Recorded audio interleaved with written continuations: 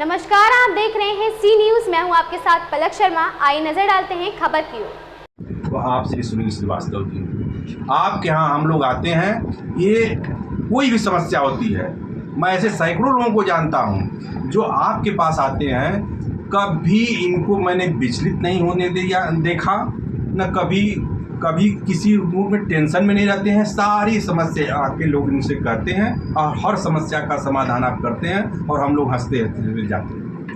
प्राथमिक विद्यालय में भी है और यही स्थिति हायर एजुकेशन में भी है कि वहाँ भी पद का सृजन समाप्त कर दिया गया है, जिसके एवज में पैरेलल शिक्षा संस्थाएं गतिमान हैं और गतिशील रूप में चलती जा रही है। तो इस समस्या की तरफ सरकार को यह ध्यान जरूर आकृष्ट करना चाहिए कि अगर हमें माध्यमिक शिक्षा देखिए, किसी भी समाज का वह ढांचा है, अगर वह भरा गया तो फिर तो हम प्राकृतिक समाज में पहुंच जाते हैं। शिक्षा से ही हमें सभ्यता मिलती है, संस्कार मिलता है। व्यक्तित्व की पूर्णता के लिए ये आवश्यक है कि शिक्षा और संस्कार दो चीज़ें बहुत ही मूल्यवान हैं। अगर ये दो चीज़ें हम उपलब्ध नहीं करा पाते हैं तो व्यक्तित्व का निर्माण नहीं होगा, व्यक्तित्व का निर्माण नहीं होगा तो समाज का निर्माण नहीं होगा। तो अपने आप को शोषित महसूस करते हैं प्रशासन और शासन द्वारा, क्या कुछ ऐसा है सर? नहीं, जहाँ तक शोषण की बातें हैं, ये मतलब कहने का मतलब है कि जैसे कि शासन में ऊपर से कुछ आ गया तो उनको हटा के कहीं लगा दिया गया, जैसे कि घाट पर दिया लगाइए, ये लगाइए, टीचिंग छोड़ के काम करिए, तो इस पर आप क्या कहना चाहेंगे? नहीं, ये तो शिक्षा से अतिरिक्त कार्य उनको सौंप दिया जाता है और इसका तो समर्थन मैं कभी नहीं। अगर अध्यापक केवल शिक्षा का ही कार्य करेगा तो वो अच्छा समाज का निर्माण करेगा। अगर उसे आप दिया लगवा देंगे, उससे आप गाय गिनवा देंगे, पशु गणना करा देंगे, तो उसके लिए दिक्कत ये है ना कि एक मानसिक स्तर होता है। मानसिक स्तर बौद्धिक स्तर में बहुत अंतर होता है। हमारी शिक्षा निरंतर उत्थान की तरफ ही चल रही है। शिक्षा अगर हम प्राचीन काल से लेके आज तक चलें तो हम ये नहीं कह सकते हैं कि प्राचीन काल में गुरुकुल परंपरा रही तो आज यहाँ हॉस्टल की व्यवस्था है। परिवर्तन होना स्वाभाविक है, ये सृष्टि का एक नियम है। परिवर्तन के साथ साथ जो हमारा देश बहुत लंबे समय तक विदेशी संस्कृतियों और शिक्षाओं के अधीन गुलाम बन चुका था, उसको एक तो पुनः जागरण हुआ राजा राम मोहन राय प्रार्थना समाज, उसमें कुछ चीज़ें ऐसी रह गई थी जिसके पुनर्जागरण की ज़रूरत वर्तमान में पड़ गई और हमें लगता है कि यह पुनर्जागरण पार्ट 2 ही चल रहा है, जिससे कि हमारा देश निश्चित रूप से बहुत ही आगे जाने वाला है। किया गया। मेरा नाम डॉक्टर गोपाल यादव है। इतिहास विभाग महात्मा गांधी काशी विद्यापीठ वाराणसी में मैं असिस्टेंट प्रोफेसर के पद पर हूँ। आज अत्यंत हर्ष का विषय है कि अभी आज हम लोगों को हमारे महात्मा गांधी काशी विद्यापीठ के यशस्वी कुलपति प्रोफेसर आनंद कुमार त्यागी सर ने हम लोगों का जा के स्वागत किया है।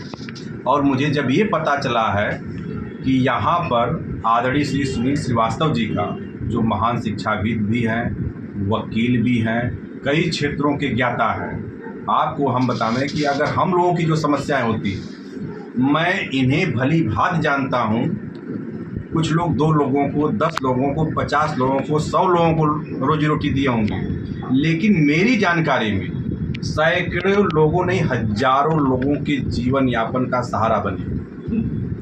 ये आज के समय में सुनील श्रीवास्तव जैसा व्यक्ति, जिसके अंदर करुणा भी है, मैत्री भी है, दया भी है, और जैसे नहीं कहा गया, परहित हित जिनके मन माही ताकै कछ दुर्लभ कुछ नहीं। परहित की भावना जिसके मन में है, उसके लिए दुनिया का कोई काम असंभव नहीं है। से ऑर्डर हो गया उसको विभाग को कि 8.5% चक्र।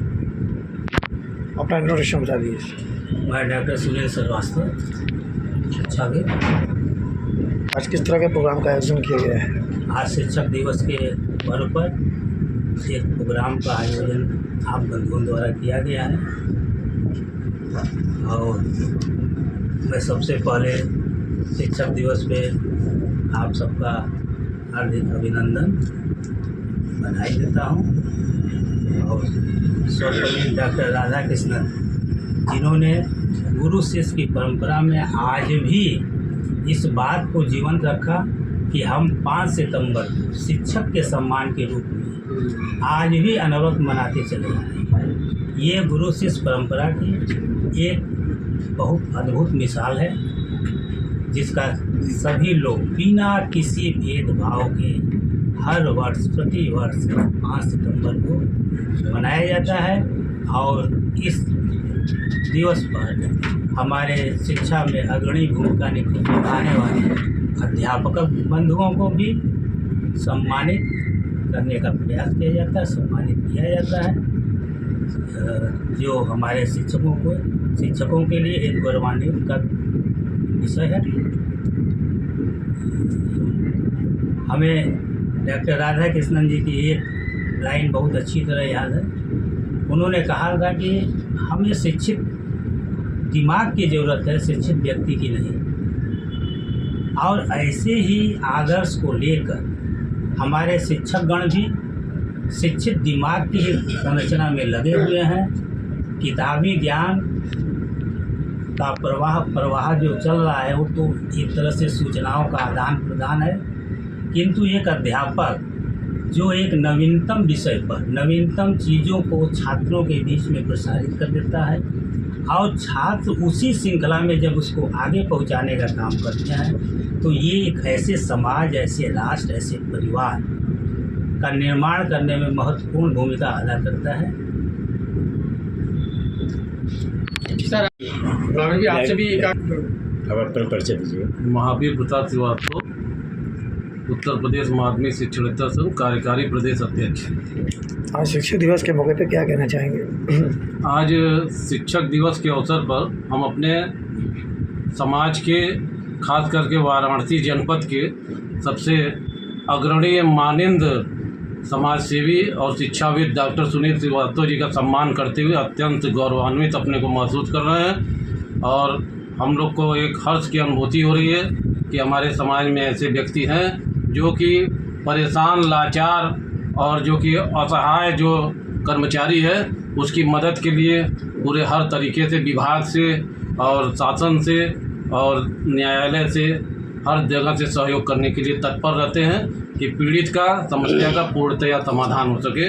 यह बहुत ही सराहनीय कार्य है, जितना भी इसकी सराहना की जाए कम है। और शिक्षक दिवस के अवसर पर हम लोग आपका सम्मान करते हुए अपने संगठन हमारा पूरा गौरवान्वित हो रहा है कि आप जैसे व्यक्ति के का सहयोग मिलने से हमारे संगठन में समस्याओं का निदान त्वरित गति से होता है। सुनील सर, एक सवाल था कि जो माध्यमिक परिषद में जो भी समस्याएं आती हैं टीचर्स से संबंधित, उसको आप कैसे शॉर्ट आउट करने की कोशिश करते हैं कि कितना जल्दी जो है टीचर्स को रिलीफ मिल जाए और उनकी जो भी समस्या शॉर्ट आउट हो जाए? कि टीचरों की समस्या के लिए समय समय पर हमारे इंटरमीडिएट अधिनियम में प्राविधान बनाए जाते हैं। प्राविधानों का कंप्लायंस निचले स्तर पे होता है कि नहीं, इसके लिए कोई व्यवस्था नहीं। सबसे बड़ी बात कि हमारी अगर शिक्षा पद्धति आप देखें तो 1988-89 के बाद सारे माध्यमिक विद्यालयों में, सरकारी विद्यालयों में फर्स्ट सीजन समाप्त हो गया। फर्स्ट सीजन समाप्त होने के साथ साथ छात्र संख्याएं बढ़ती चली गई।